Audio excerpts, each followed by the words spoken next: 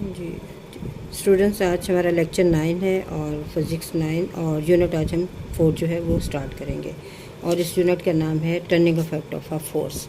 यानी अगर हम किसी बॉडी पे फोर्स लगाते हैं तो अगर बॉडी टर्न होती है तो उसका क्या इफेक्ट है, यानी उसके टर्निंग इफेक्ट क्या होंगे। इससे पहले हमने फोर्सेस के मुतालिक पढ़ा है।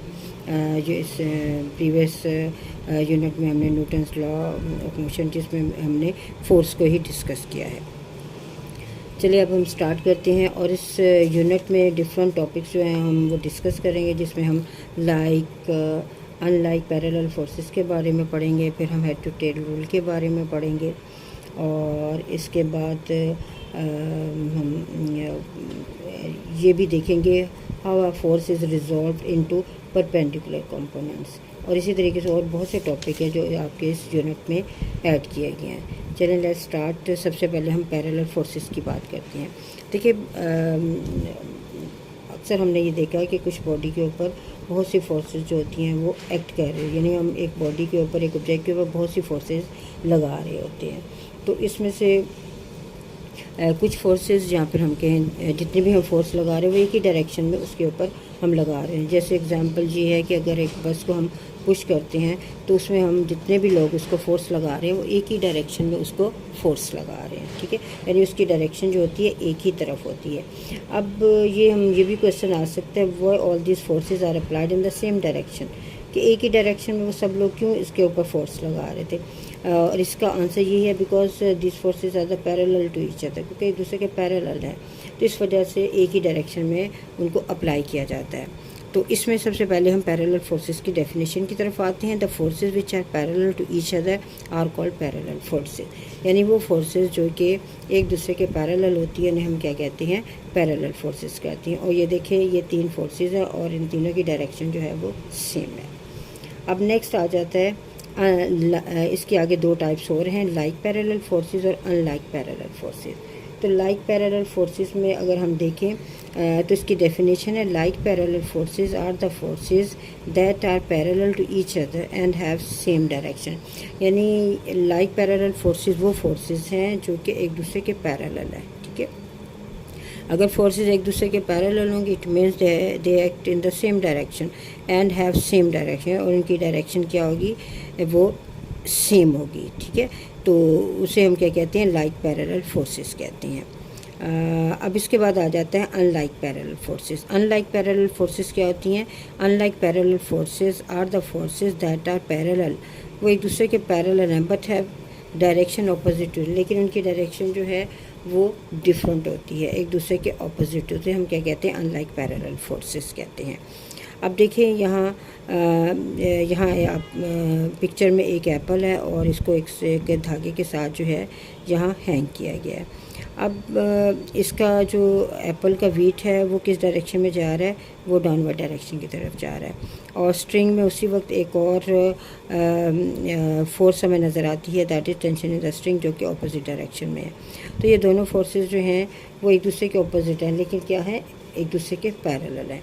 तो इन फोर्सेस को क्या कहते हैं, अनलाइक पैरेलल फोर्सेस, जिन जो पैरेलल तो हैं लेकिन एक दूसरे की डायरेक्शन के ऑपोजिट हैं। तो ये थी हमारी 3 डेफिनेशन जिनको स्टूडेंट्स आपने लर्न करना है, ठीक है। अब हम जो प्रीवियस हमारा यूनिट था उसके 2 न्यूमेरिकल्स जो थे वो आज हम सॉल्व करेंगे। तो इसमें पहले हम इसकी स्टेटमेंट की तरफ आते हैं। ये न्यूमेरिकल है हमारा 3.9 की जो स्टेटमेंट है, how much is the force friction between a wooden block of mass 5 kg and the horizontal marble floor, the coefficient of friction between the wood and the marble is 0.6। उन्होंने कहा है कि force of friction क्या होगी, यानी एक wooden block जिसका मास 5 kg और एक हॉरिजॉन्टल मार्बल फ्लोर और एक वुडन ब्लॉक के दरमियान फोर्स ऑफ फ्रिक्शन क्या होगी। और लेकिन उन्होंने कोफिशिएंट फ्रिक्शन जो है वो भी बता दिया, वो है 0.6। तो इसके लिए जो हमारा डाटा बनेगा वो है, हमारे पास जो है मास वो गिवन है, वो क्या है, वो 5 kg है। इसी तरह कोफिशिएंट ऑफ फ्रिक्शन है 0.6 और हमने फोर्स ऑफ फ्रिक्शन निकालनी है। तो इसके लिए फार्मूला हम क्या लगाएंगे, म्यू mg। तो इसकी वैल्यू 0.6 है, मैस 5 है और जी की वैल्यू 10 है।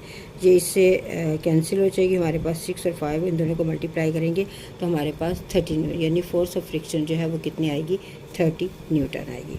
अब हमारा लास्ट न्यूमेरिकल है, इसको भी हम देख लेते हैं। How much centimetre force is needed to make a body of mass 0.5 kg to move in a circle of radius 50 centimeter with a speed of 3 meter per second। यानी एक बॉडी है जिसका मैस 5 kg है, वो circle में move कर रहा है जिसका रेडियस 50 सेंटीमीटर, उसकी स्पीड 3 मीटर पर सेकंड है। तो उसको सर्कल में मूव करने के लिए कितनी सेंटीमीटर फोर्स जो है उसको रिक्वायर्ड होगी। तो इसके लिए हमारे पास जो डाटा है वो क्या है, मैस है 0.5 kg, रेडियस है 50 सेंटीमीटर।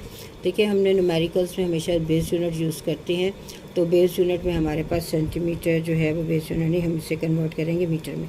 इसको हम 100 से डिवाइड करेंगे तो हमारे पास 0.5 मीटर आ जाएगा और स्पीड है 3 मीटर पर सेकेंड। अब हमने सेंटीमीटर फोर्स निकालनी है तो इसका फार्मूला क्या है, mv²/r। तो इसके लिए मैस 0.5 है और हमारे पास जो v है वो 3, इसकी पावर 2 और 0.5 ये से कैंसिल हो जाएगा और ये हमारे पास जो सेंटीमीटर फोर्स है वो कितनी आ रही है, 9 न्यूटन। यानी उसको सर्कल में मूव करने के लिए 5 newton force is required to move in a circle of radius 50 centimetre.